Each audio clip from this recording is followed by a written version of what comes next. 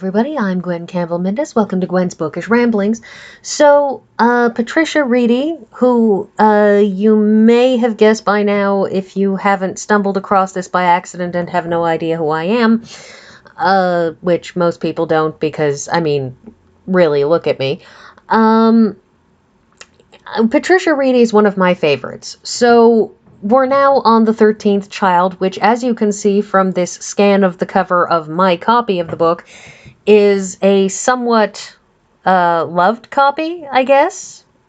Much read, used, kept in purses when it probably shouldn't have. Anyways, so this is a series that Patricia Wrede wrote set in an alternate history, one which presumes that magic is real, but it is our Earth with magic being real.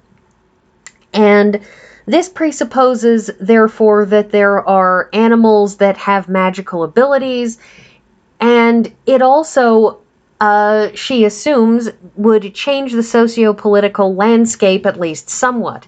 So, and the linguistic landscape, because Europe is not known as Europe, it's known as Avrupa, and England, the UK, isn't England, it's Albion.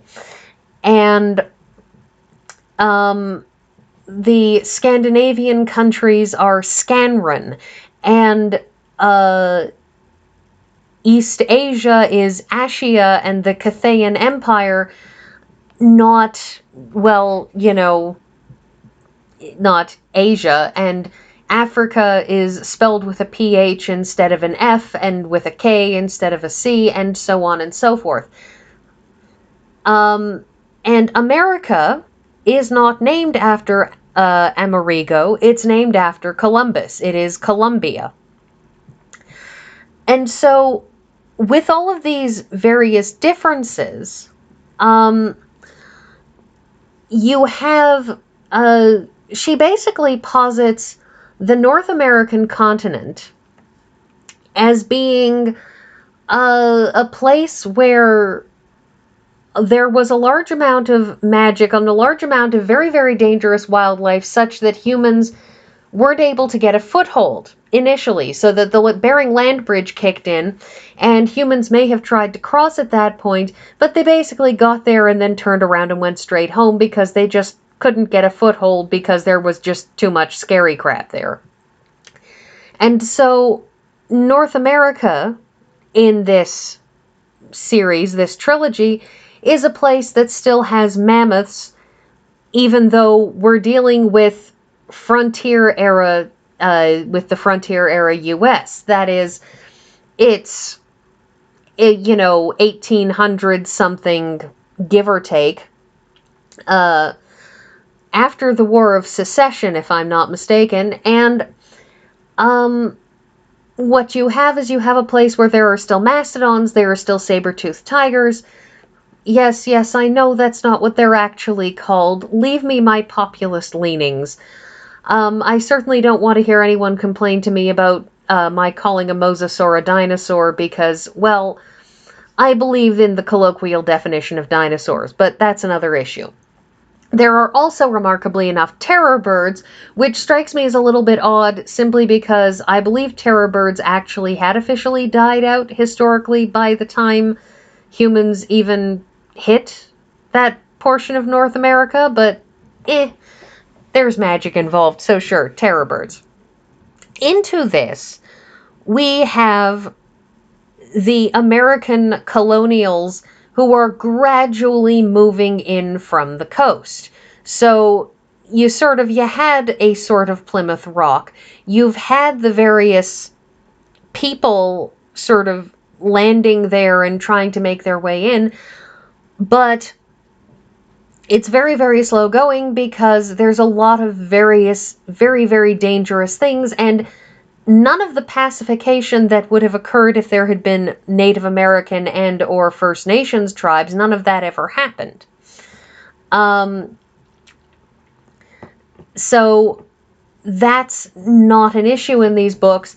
There is, however, a very, very strong Scandinavian presence a Norse presence up in the north because, as we in Canada know, due to incessant repetition, the Vikings did land at L'Anse-aux-Meadows in Newfoundland back in the Middle Ages in like 1200 or 1300 something, and were the first Europeans, or was it 900? It was like 1,000 years ago. Anyways, it was Vikings, and they landed in North America, and then they offended some of the locals, and the locals said, okay, go away, and so they got driven off. But in this version, there were no locals, so there's now a sector of North America that's actually, well, Scandinavian. But anyways, so let's move on to our protagonist. Francine Rothmer, called F by everybody, is a 13th child. Now, anybody who knows enough about the tradition, about traditional fairy tales, knows that seventh sons are a thing in fairy tales. Seventh daughters, seventh sons. The number 7 has always been a big thing, and I'm not going to discuss the issues of mathematics and prime numbers, but 7, it's a deal. So, the thing is that naturally a 7th son of a 7th son is supposed to be like a compounding of that, and in this universe it is. F's father was a 7th son, and he was absolutely determined to have 7 sons so that he could be the father of a so-called double 7. And so he and his wife determinedly have child after child after child, and on her 13th pregnancy, she has twins. And so you have the firstborn twin winds up being number 13, and the second-born twin is the 7th son of a 7th son.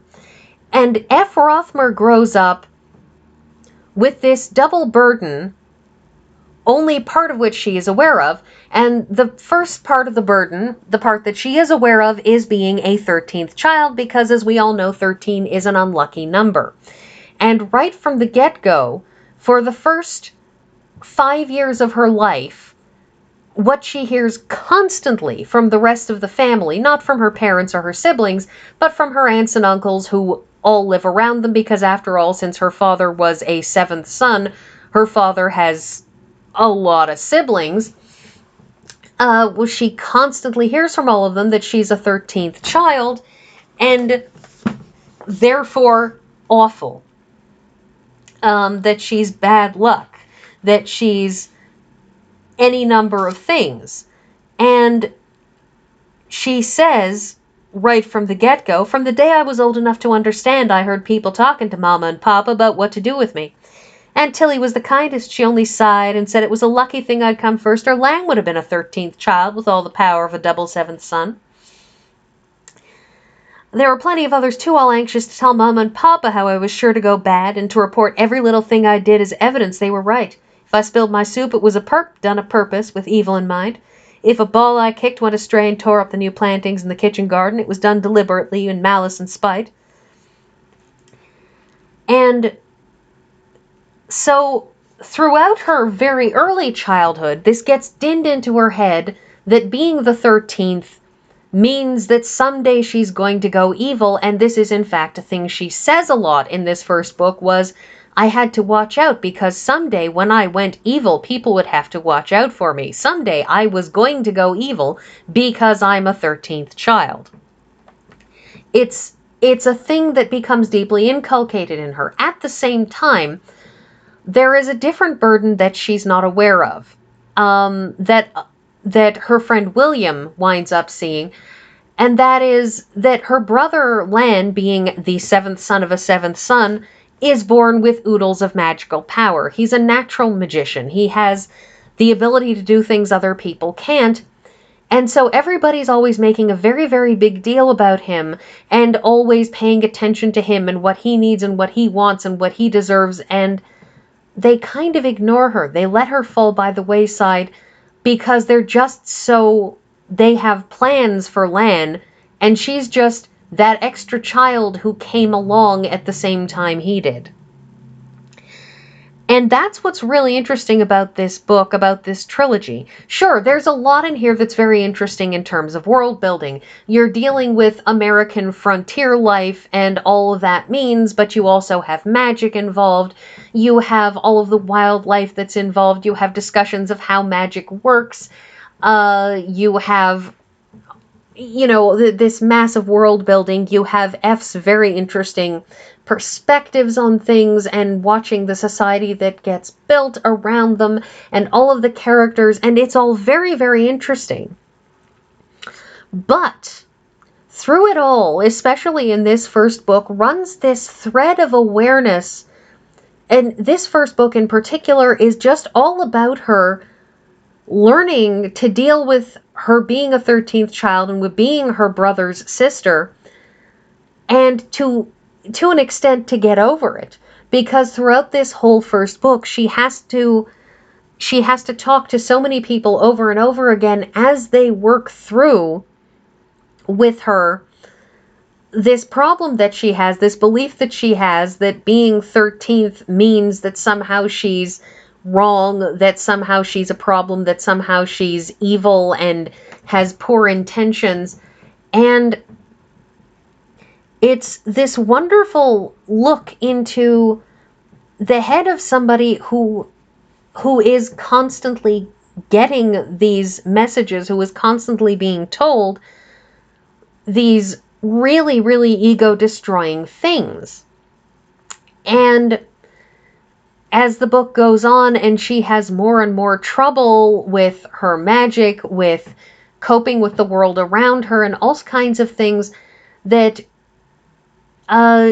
you have this constant inward looking that happens. And this trilogy of books, it's very inward looking. It's very, very constantly internal, because it's all about F thinking. She repeatedly says, and I needed to sit down and think about it, and I needed to think about what was happening, and I needed to consider it, and I needed to have some kind of understanding of the what and the why and how. And it's a wonderful book because it's so very much about what it's like to feel like you don't belong, to feel like it isn't, like you should be somewhere else, or like you just shouldn't be here. And,